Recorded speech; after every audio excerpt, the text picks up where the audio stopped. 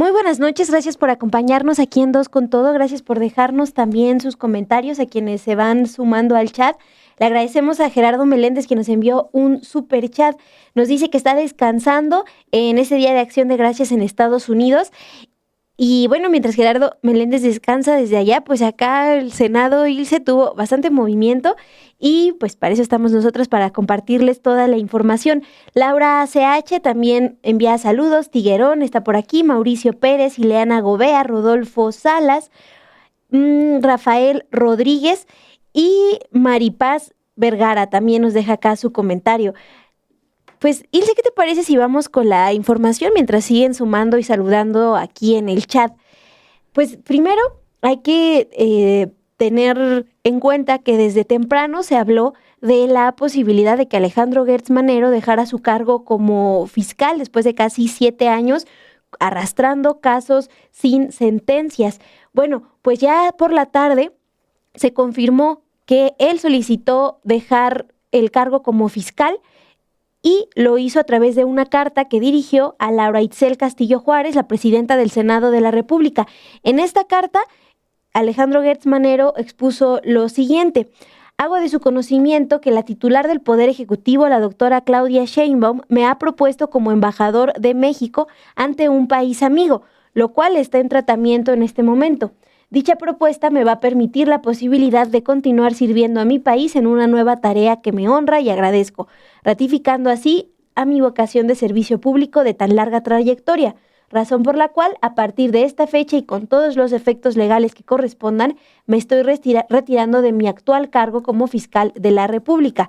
Debido a lo anterior y en apego a las atribuciones que le confiere la Ley Orgánica del Congreso General de los Estados Unidos Mexicanos, solicito a usted tenga bien informar lo anterior al Pleno del Senado, a efecto de que, si así lo estimara conveniente el órgano legislativo, se dé inicio al proceso para la ratificación de mi nombramiento con base en lo dispuesto en la Constitución Política de México.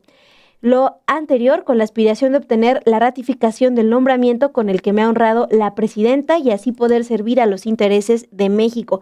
Bueno, Ilse ahí deja claro que él pide la renuncia de la Fiscalía para asumir el cargo de embajador ante un país amigo. Así es como lo describió, y hoy en la prensa, el diario Reforma está informando que sería en Alemania, en donde sería nombrado. Bueno, lo que al menos planteó en esta carta Alejandro Gertz Manero es solamente la renuncia para asumir el cargo de embajador.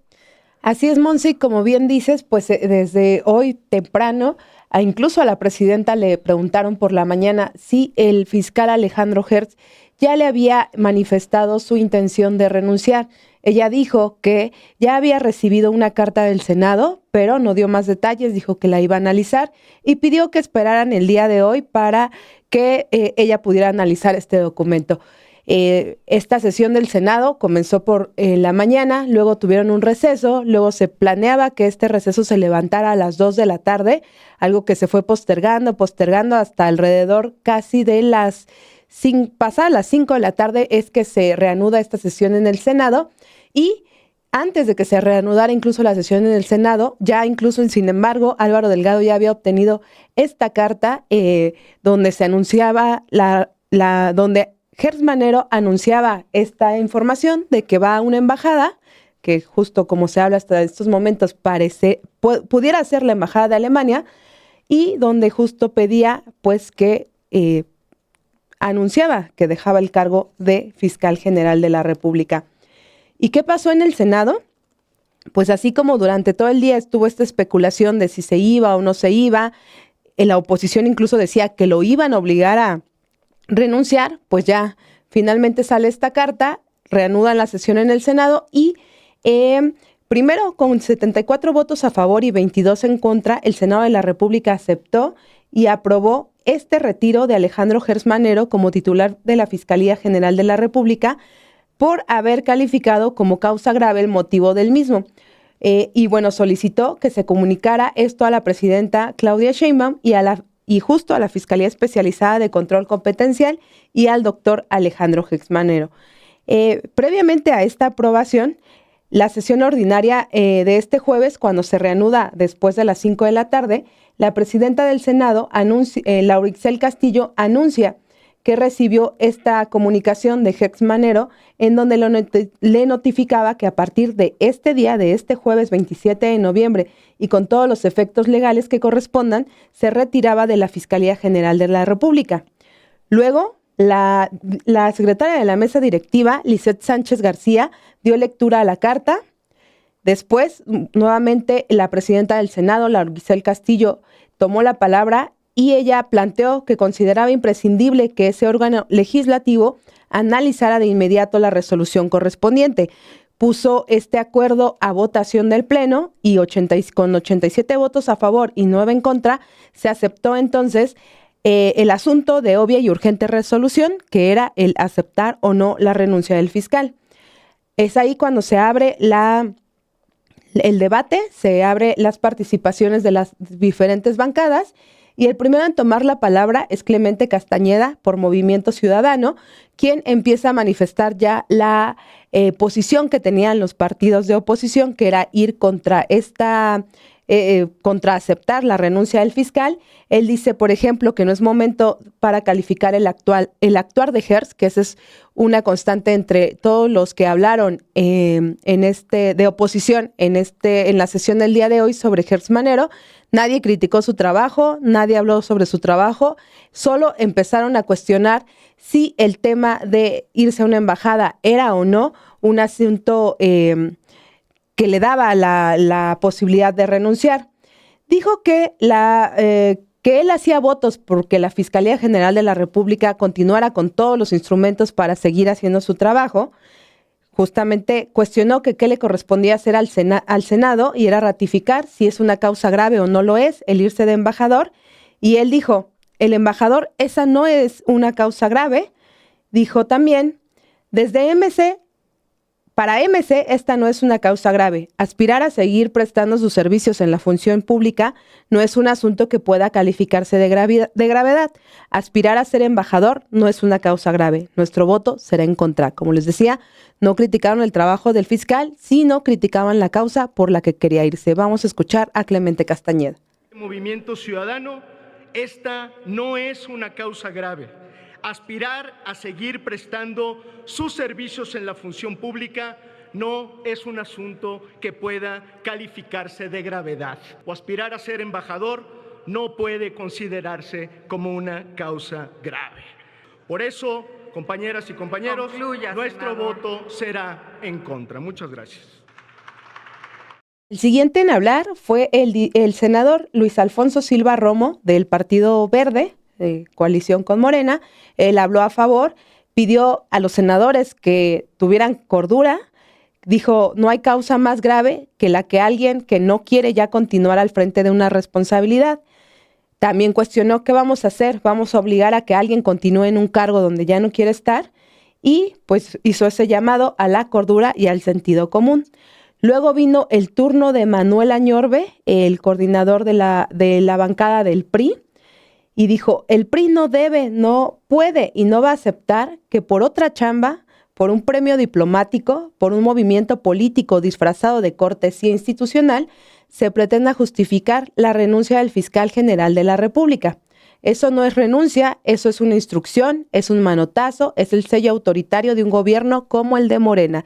Justo en la misma línea que desde temprano el presidente nacional del PRI y también senador Alejandro Moreno Cárdenas traía, defendiendo a Alejandro Gertz Manero y diciendo que Morena lo estaba obligando a renunciar. Pues así Manuel Añorbe también llevaba este mismo posicionamiento de su bancada al Pleno, y vamos a escucharlo. El PRI no puede, no debe y no va a aceptar que por otra chamba, por un premio diplomático, por un movimiento político disfrazado de cortesía institucional, se pretenda justificar la renuncia del fiscal general de la República. Eso no es renuncia, eso es una instrucción, es un manotazo, es el sello autoritario de un gobierno como el de Morena. Pero seamos serios, una embajada no es causa grave, no tiene justificación jurídica. No lo dice la Constitución, no lo dice la ley, no lo dice el sentido común. Lo que sí dice la ley es que la Fiscalía General debe de ser autónoma, estable e independiente. Y aquí lo que estamos viendo es exactamente lo contrario. Un fiscal renunciado para abrir paso a un fiscal a modo, alguien moldeado a la medida del régimen, alguien que no incomode, que no investigue, que no estorbe ante tantas denuncias públicas presentadas. Después vino el posicionamiento del coordinador de la bancada del PAN, Raimundo Bolaños Azózar, quien aseguró que el documento que recibía el Senado en ningún lado decía que el fiscal renuncia, sino que solo se anuncia que lo han propuesto como embajador en un país amigo y que por ello se retira de su actual cargo. Y él añade, hasta donde marca la ley, el retiro no es una causa de separación que el Senado pueda calificar. También subrayó, por donde se vea, no hay cómo justificar que existe un elemento de gravedad y no puede justificarse la separación del fiscal sin una causa grave. También dijo que México necesita que sus órganos e instituciones respondan a la gente y no al acomodo político de posiciones del morenato, dijo él, porque existe el riesgo de que la renuncia sea la apertura de un nuevo capítulo de control político con un fiscal cómodo, de cuota y obediente. O sea, también en la misma línea de la oposición de que defendiendo un poco que el fiscal continuara en su cargo. Ya en esta parte viene el posicionamiento de Enrique Insunza por parte de la bancada de Morena, quien también plantea que no se le puede exigir a nadie que se mantenga en un cargo, y él planteaba también un poco, o sea, no se podría aplicar tal cual la ley en esta parte de si es o no una causa grave el irse como embajador, si es que alguien ya estaba decidiendo irse a otro cargo. Vamos a escucharlo y volvemos. La acción de las instituciones requiere de un impulso constante y renovado. El México de hoy es la construcción de muchos hombres y muchas mujeres que en cada momento histórico han asumido los desafíos, muchas veces intrincados, de las tareas públicas y desde su circunstancia, con su compromiso y esfuerzo, han contribuido a la vida de la nación. En una república, los cargos públicos, todos los cargos públicos, son, por definición, perentorios y temporales. No pueden ser patrimonio personal de nadie. A ello subyacen, sí, razones democráticas y de índole cívico, pero también razones de la naturaleza misma. Ningún hombre, ninguna mujer, aún los más esforzados y entregados, están fuera de esa naturaleza. Y no puede exigírsele a nadie afanarse más allá de toda linde y de lo humanamente posible. Mayormente, si en ejercicio de sus responsabilidades han cumplido. Y bueno, justo ustedes se preguntarán por qué del lado, evidentemente, de Morena y el Partido del Trabajo, pues sí estaban en disposición de que se aprobara esta renuncia del fiscal, y del lado de la oposición no. ¿Por qué tanta defensa del fiscal Alejandro Hertz? Más adelante les vamos a hablar pues justo de estos casos que él permitió que permanecieran en la impunidad, que no avanzaran, que se quedaran ahí sin mayor tema. Y para recalcar un poco el posicionamiento que tenía el día de hoy la oposición en cuanto a este tema, ya después de terminar los posicionamientos de las bancadas, la senadora del PRI, Claudia Edith Anaya, también pide la palabra y ella dice, planteaba que no sabían bien qué estaba ocurriendo en el día y ellos creían que iba a llegar primero que ellos se cuestionaban que iba a llegar primero, la destitución del fiscal o su renuncia. Y ella dice que esto muestra que en Morena todos son desechables y que en Morena todo es negociable. Vamos a escucharla. En su carta, el fiscal nunca renuncia. Él lo que le pide que informe que la presidenta le ofreció un cargo de embajador en un país amigo y lo que pide que ponga a consideración del Senado es que se inicie el trámite para que él sea ratificado como embajador. Hertz siendo un zorro como es, se va pintándole un dedo en la cara a Morena, porque se siente doblegado en esta presión política que evidentemente le hicieron. Una carta que llegó a la Presidencia de la República, supuestamente por este Senado de la República, una carta que nadie vio, nadie discutió, nadie aprobó. No sabemos si son cartas privadas entre la Presidenta del Senado y la Presidenta de la República. Y posterior a eso, todo el día el Senado de la República de rehén de Hertz para ver si llegaba primero la destitución o si llegaba primero la renuncia. Pues aquí está, no llegó la renuncia, llegó una despedida de Hertz presumiéndonos que se va de embajador y que en Morena todos son desechables y que en Morena todo es negociable. Es cuanto, Presidenta. Ya después de esta discusión en el Pleno, que no duró ni una hora, yo creo, ya viene la votación en el Senado. Se dan 74 votos a favor y 22 en contra para aceptar esta renuncia del fiscal general de la República. Y ya más adelante también viene el acuerdo por el que el Senado emite esta convocatoria para buscar al nuevo fiscal o a la nueva fiscal general de la República. ¿Cómo se tiene que llevar a cabo? Bueno, este acuerdo también fue aprobado el día de hoy y la convocatoria se va a publicar en unas horas en todos los canales, decía la presidenta del Senado, todos los canales del Senado, también en el Diario Oficial de la Federación y también en los canales del Congreso, para pues darle la mayor difusión que se pueda. Ese acuerdo se aprobó esta misma tarde y, bueno, ¿qué pasa ante la renuncia de un fiscal general de la República? Hay que recordar que Alejandro Hertz Manero era el primer fiscal de la República que tenía México.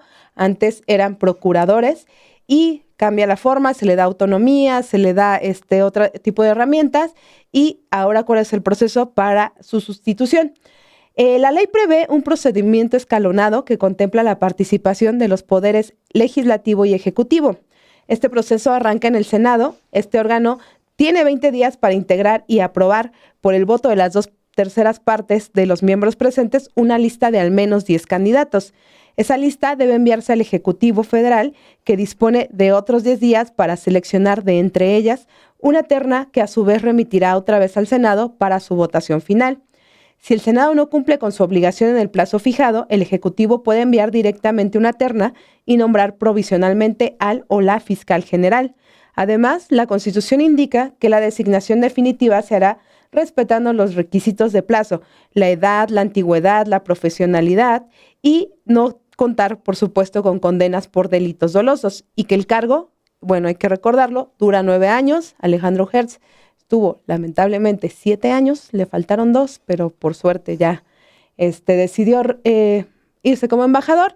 Y ahora, pues desde el día de hoy ya el Senado emite esta convocatoria, a partir de la cual, ya saben, vamos a encontrar a los primeros 10 candidatos, 10 precandidatos, digamos, que va a mandar al Ejecutivo, de donde se van a elegir 3, regresa al Senado y a partir de esos 3 viene esta votación. Pero bueno, en estos momentos es un órgano muy importante la Fiscalía General de la República, que por supuesto no puede quedar sin una cabeza al menos temporal. Y el día de hoy, ya en los últimos procedimientos que realiza Hertz Manero, anuncia como fiscal suplente, digamos, a Ernestina Godoy, quien ahora va a ser la titular de la Fiscalía Especializada de Control de Competencia, con lo cual la hasta hoy consejera de la Presidencia, pues sí, va a asumir la Fiscalía General de la República, en lo que se decide al nuevo titular. La Ley Orgánica de la Fiscalía General establece en su artículo 21 que la persona titular de la Fiscalía General de la República será suplida en sus excusas, ausencias o faltas temporales por la persona titular de la Fiscalía Especializada de Control Competencial, nombramiento que justamente Alejandro Hertz le otorgó este día a Ernestina Godoy, en una carta que también se difundió esta misma tarde, donde está donde Alejandro Hertz se dirige a Ernestina Godoy y le hace este nombramiento de titular de la Fiscalía Especializada de Control Competencial, que a su vez le da el mandato de estar al frente de la Fiscalía General de la República hasta que se elija a un nuevo fiscal o a una nueva fiscal. Hay que decirlo, uno de los nombres más sonados hasta durante todo el día ha sido justamente el de Ernestina Godoy como una de las posibles sucesoras de Alejandro Gertz Manero. Ahora vamos a hablar bueno, ya les hablamos de cuál es el proceso que se tiene que llevar a cabo. Seguramente Ernestina Godoy va a estar en esa terna. Puedo hasta apostar que en la terna de los 3 de presidencia, y ya será el Senado quien termine con esta votación y decida si ella es la que se queda al frente de la Fiscalía General de la República. Monse, si te parece, vamos a recordar un poco del perfil de Ernestina Godoy, que bueno, como muchos sabemos, viene acompañando a la hoy presidenta Claudia Sheinbaum desde que ella era jefa de gobierno de la Ciudad de México. Ernestina Godoy también ocupó el cargo de fiscal en la Ciudad de México. Ella también entró, cabe mencionarlo, Monse, como procuradora con todavía ese cargo, y también pasó por un proceso de selección en el Congreso Estatal para convertirse en la fiscal capitalina. Bueno, Ernestina Godoy es una abogada con origen guerrerense, ha sido de izquierda durante toda su carrera, asesoró desde damnificados por el terremoto del 85 y participó incluso en los acuerdos de San Andrés tras el levantamiento de los zapatistas en la selva. Ahí conoció a varios personajes de la ahora denominada Cuarta Transformación, incluyendo al presidente Andrés Manuel López Obrador, al expresidente Andrés Manuel López Obrador y a la actual presidenta Claudia Sheinbaum. Por lo que, este perfil que les estamos leyendo es con información de Dulce Olvera, de un close-up que preparó el 3 de diciembre de 2023.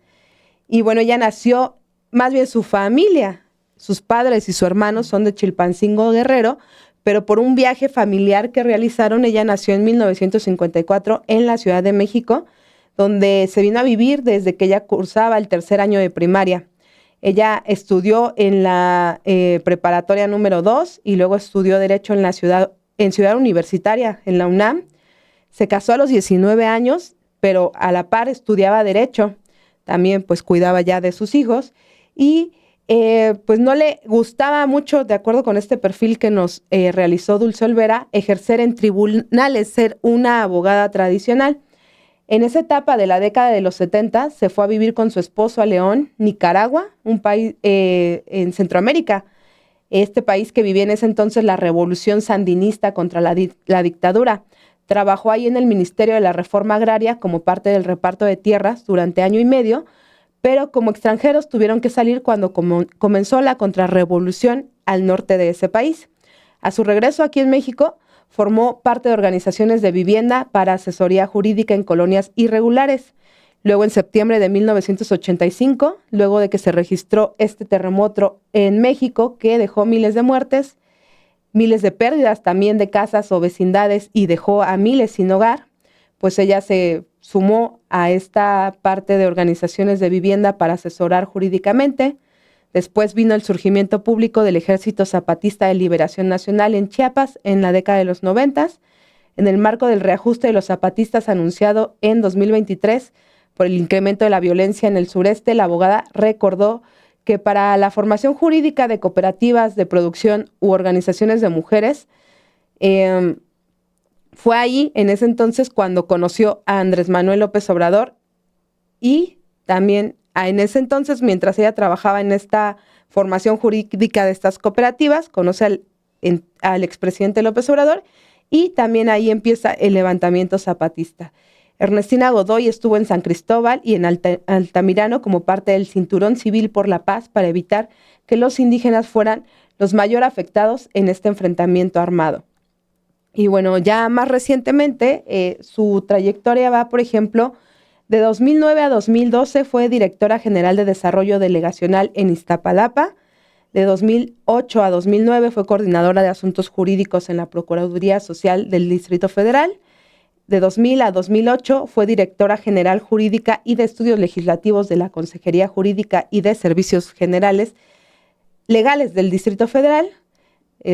También fue entre 2018 y 2020, como les decíamos, Procuradora General de Justicia de la Ciudad de México, y luego, a partir del 10 de enero de 2020 y hasta acabar el gobierno de la entonces jefa de gobierno, Claudia Sheinbaum, fue Fiscal General de Justicia de la Ciudad de México. Actualmente es consejera jurídica de la presidencia y pues como ustedes pueden ver, después de su experiencia en organizaciones civiles, en organizaciones incluso de vivienda, pues ella comienza una trayectoria acompañada tanto del expresidente Andrés Manuel López Obrador en su paso también por la Ciudad de México, como también con Claudia Sheinbaum, Monse. Sí, Ilse, pues ella es quien estará a cargo, al menos por ahora, de la Fiscalía, de acuerdo con este nombramiento que hace Alejandro Gertz Manero antes de irse. Y también hay información, Ilse, sobre las reacciones que generó la salida del fiscal, porque desde esta tarde, antes de que el Senado confirmara que aceptó la renuncia del fiscal, pues ya había posturas en redes sociales, y una que llamó mucho la atención fue la de Alejandro Moreno Cárdenas, el dirigente del PRI, Alito, porque desde su cuenta de X, antes de que el Senado discutiera esta renuncia, pues él le escribió: en lo personal, reconozco el trabajo del fiscal general de la República. Gertz Manero ha sido un servidor público serio que ha conducido su labor con estricto apego a la legalidad, sin tintes políticos, con imparcialidad, sin protagonismos y defendiendo la autonomía institucional. En tiempos en los que el poder quiere someterlo todo, la Fiscalía ha mantenido su papel, hacer valer la ley, no los caprichos del gobierno. Y también agregó que lamenta el movimiento golpista que, dice, los narcopolíticos de Morena emprendieron en su contra.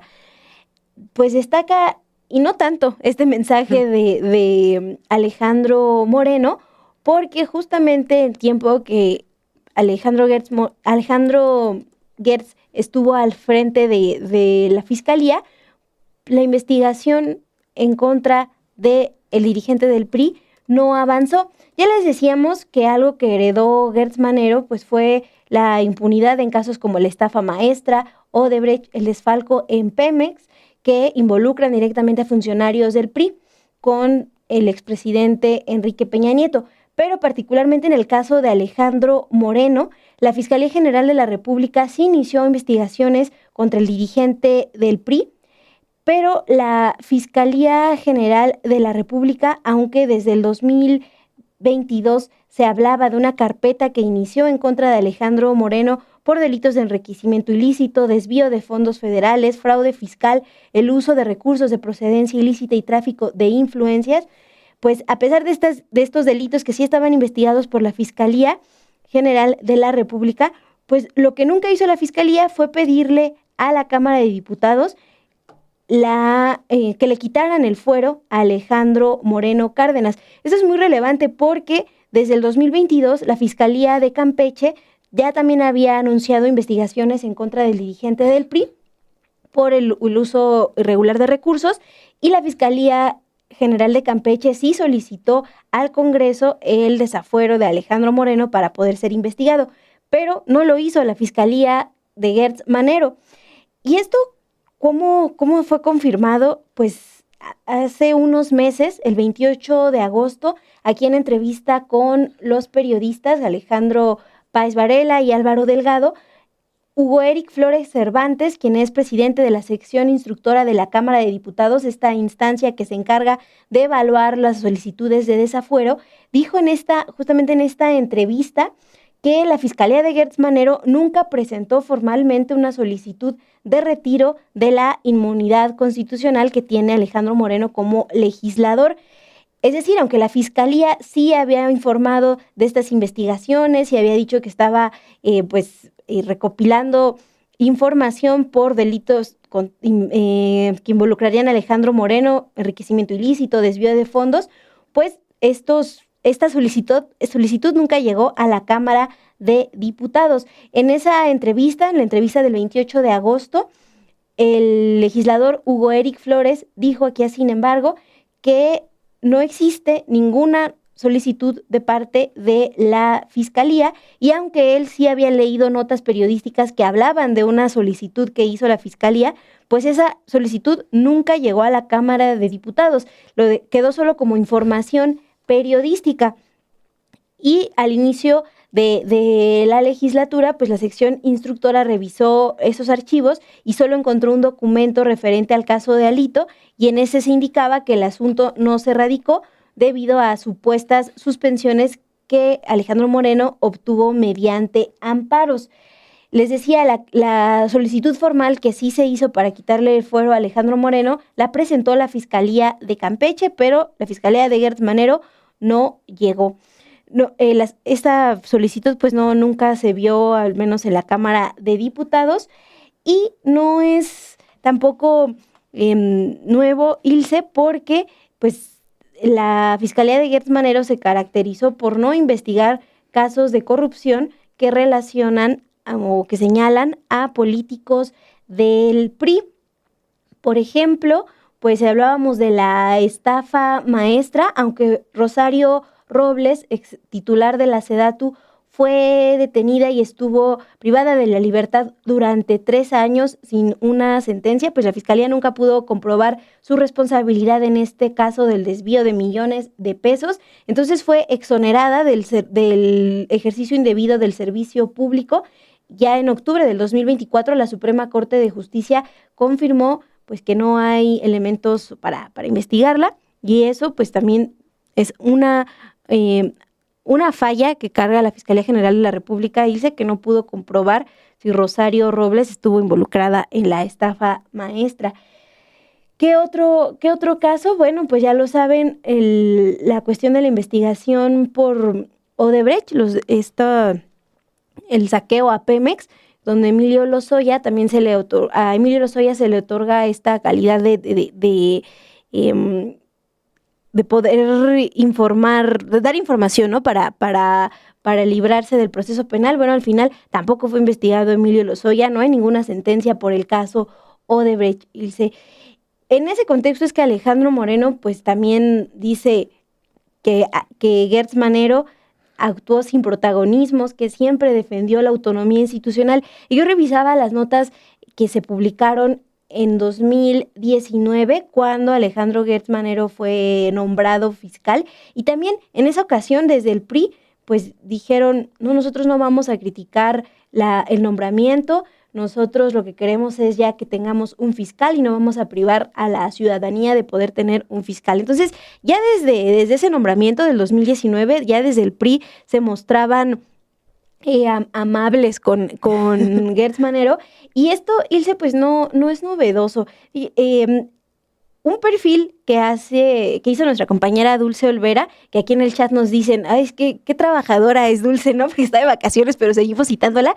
Bueno, recuerden que ella hizo, pues por mucho tiempo este programa Close Up que pueden ver ustedes en el canal hermano de Sin embargo, Estudio B, y justamente en marzo del año pasado publica ella un perfil de Gertz Manero, y lo que ella recuerda, citando al periodista Jesús Lemus, autor del libro El Fiscal Imperial, es que Alejandro Gertz Manero pues lleva años trabajando en el servicio público, pero él se ha caracterizado por no tener una ideología política, sino más bien ser un empresario de la política, ya que financió campañas tanto de políticos de la izquierda como de la derecha. En esa entrevista, publicada en marzo del 2024 como parte del close-up a Alejandro Gertz Manero, pues el periodista Jesús Lemus menciona esto, que Gertz Manero llegó a su cargo como fiscal,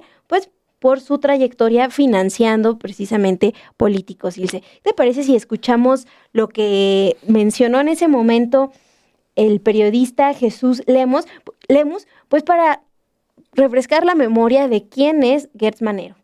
El señor Cornelio Gertz y el señor Cornelio Gertz Fernández vienen de una casta muy poderosa económicamente y se afianzan con los poderes económicos del país. Alejandro Gertz Manero y su hermano pues no son la excepción.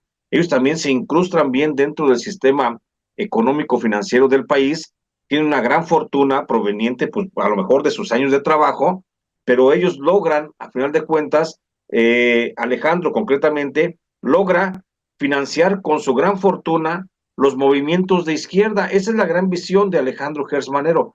Él comienza a financiar los movimientos de izquierda desde la derecha donde él se encuentra, comienza a financiar las izquierdas, y él es el que comienza por su cercanía justamente con Cuauhtémoc Cárdenas, porque Cuauhtémoc Cárdenas es muy amigo desde muy joven de Alejandro Gertz Manero y comienza a financiarle cuando Cuauhtémoc renuncia al PRI, a su militancia al PRI, nace el Frente Democrático Nacional.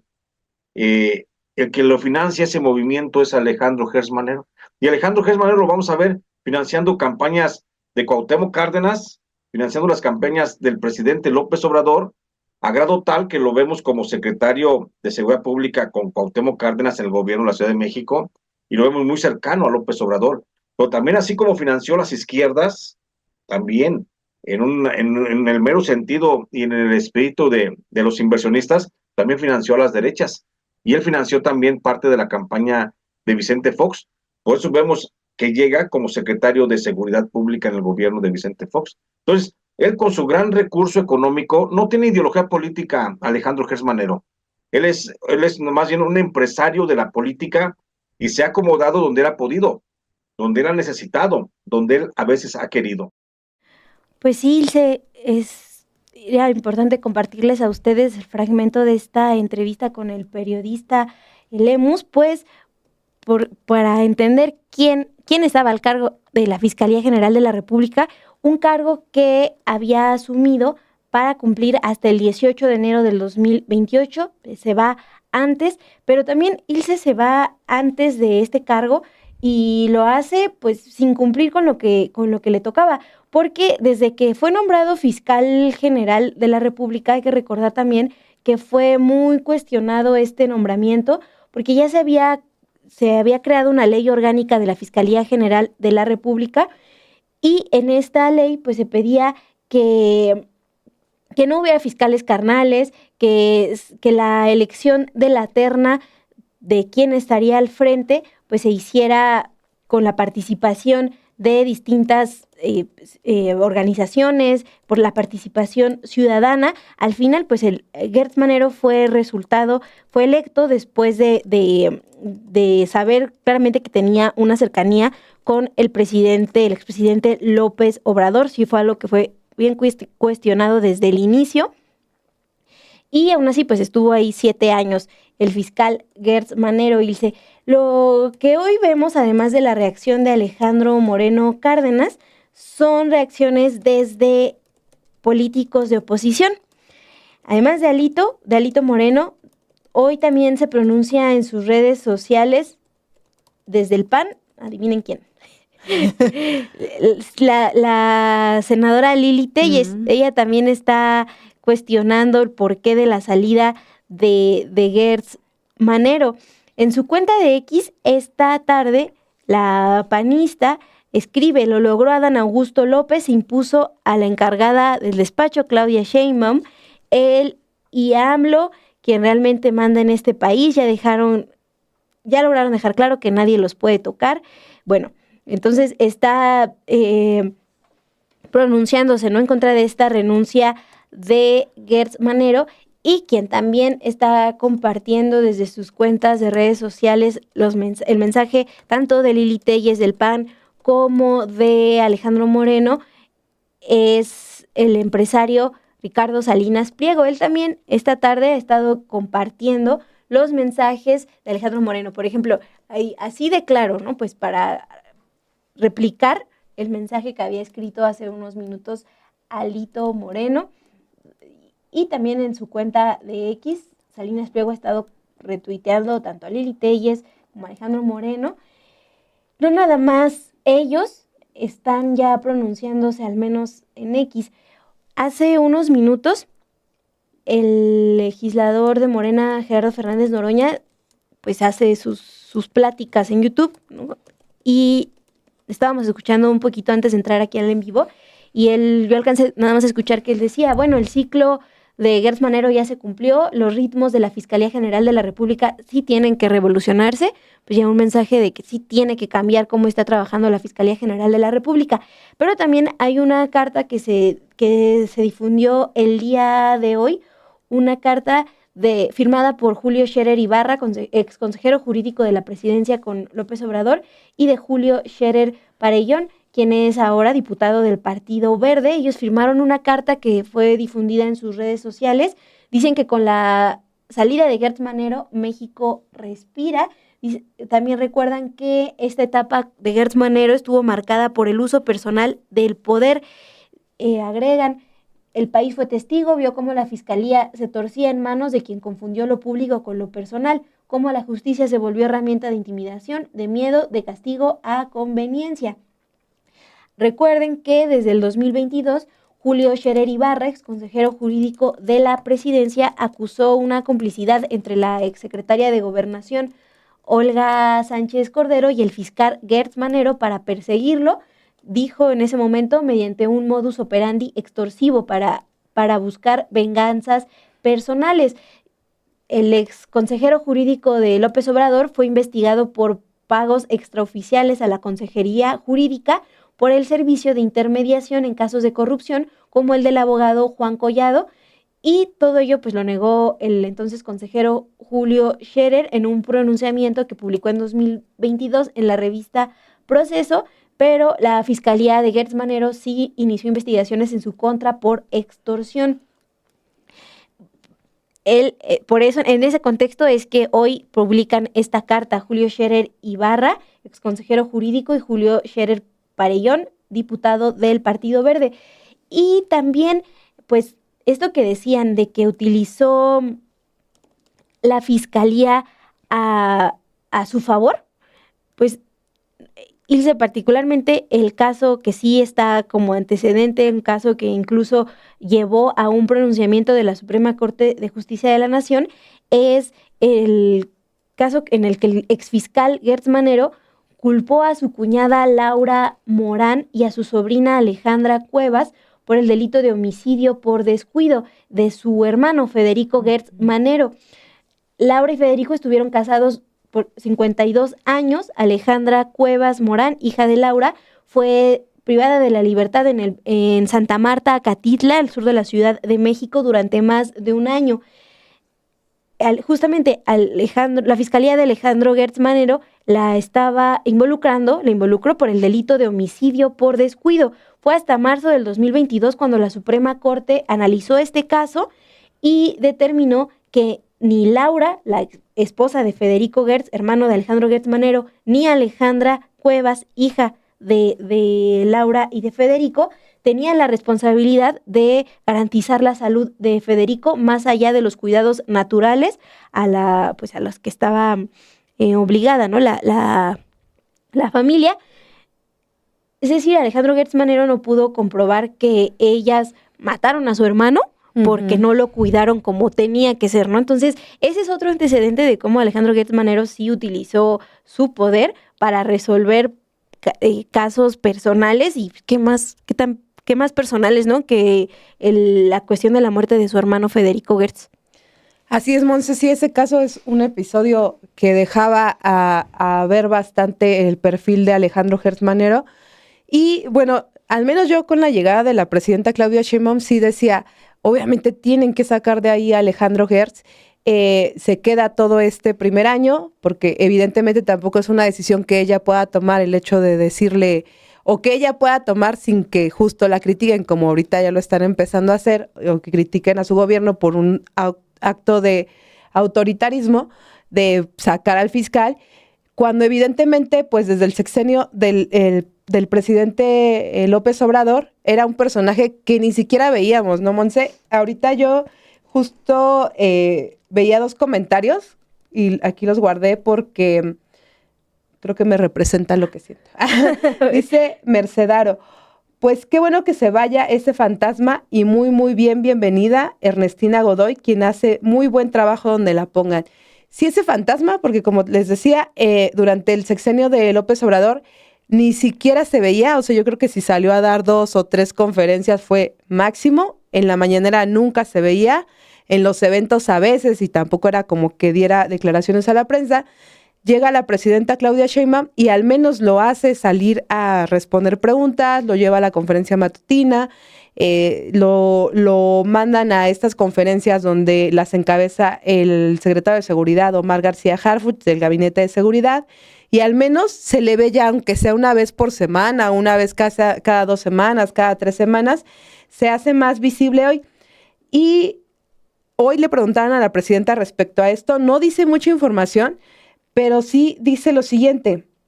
Cuando le preguntan cómo ha sido su trabajo, ella dice que ha sido un buen trabajo, pero dice, ha sido un buen trabajo al frente de la Fiscalía. Nos hemos coordinado en muchos temas. Pienso yo que necesitamos mucha más coordinación de las fiscalías estatales y la Fiscalía General de la República. Hay temas de seguridad que es muy importante que haya una coordinación mayor. Espero que ahí justo haya adelantado algo la presidenta, que era como no, o sea, él no está siendo la persona. Hay avances en seguridad importantes en lo que va de este gobierno y evidentemente con esa fiscalía algo se iba a trabar como sucedió en el sexenio pasado. Y bueno, es un paso creo importante. También el otro comentario era de Miriam Morales, dice, le ofrecen una embajada para que se largue lejos, una forma sutil de correrlo. La verdad me hubiera preferido más ver que era ya se tiene que ir porque ya y ningún otro lugar, pero bueno, este uso nuevamente de las embajadas de una salida política agradable, pues se está haciendo nuevamente, Montse. Sí, eso pues es importante porque deja el cargo otra vez, ¿no? Marcado por la opacidad, entonces pues nada más está diciendo, bueno, ya me voy, tu Senado apruébalo y no sabemos qué pasó. Eso también es algo que hay que exigir desde acá como ciudadanos, ¿no? ¿Qué pasó? ¿Qué hizo? ¿Qué no hizo? Sí. Durante este cargo? Que sí transparentaba a través de lo que le toca, ¿no? Con esta ley de transparencia, que no transparentó todo eso, pues ya es lo que tendremos que revisar ahora que deja el cargo. Que se vaya. Sí. ¿Y qué te parece si vamos también a ver un video que preparó la unidad multimedia de Sin embargo, que hace un recuento de los casos que quedaron pues paralizados durante la gestión de Gertz Manero? Hasta, ya les decíamos, Odebrecht, la estafa maestra, pero también un caso tan importante como Ayotzinapa. Vamos a ver el siguiente video y regresamos. El legado de Alejandro Gertz Manero al frente de la Fiscalía General de la República durante casi 7 años se define por una notoria crisis de resultados y la dilución de grandes casos de corrupción. A pesar de haber sido nombrado con la expectativa de encabezar una institución fortalecida y capaz de combatir los delitos de alto impacto, su gestión concluye dejando una Fiscalía General de la República calificada por los especialistas como mediocre, mañosa e inerte ante la corrupción. Entre los principales fracasos de su administración se encuentran expedientes emblemáticos heredados o iniciados bajo el gobierno de la Cuarta Transformación, la estafa maestra, el caso Odebrecht, el desfalco en Pemex, la investigación contra el expresidente Enrique Peña Nieto por lavado de dinero y enriquecimiento ilícito y el proceso contra el actual dirigente del PRI, Alejandro Moreno Cárdenas, quedaron sin sentencias efectivas contra figuras relevantes del poder político. Designado en 2019 por propuesta del presidente Andrés Manuel López Obrador, Gertz asumió el cargo como el primer fiscal general del país. Su escritorio acumuló sin avance casos de gran trascendencia, como los contratos de OHL, Pegasus, la investigación de Ayotzinapa y, posteriormente, el operativo conocido como Rápido y Furioso. Los expedientes, lejos de progresar, se debilitaron o congelaron, generando reveses judiciales que lastran el balance de su gestión. Frente a la parálisis institucional y los fracasos en los juzgados, Gertz Manero adoptó una estrategia constante de deslinde de responsabilidades.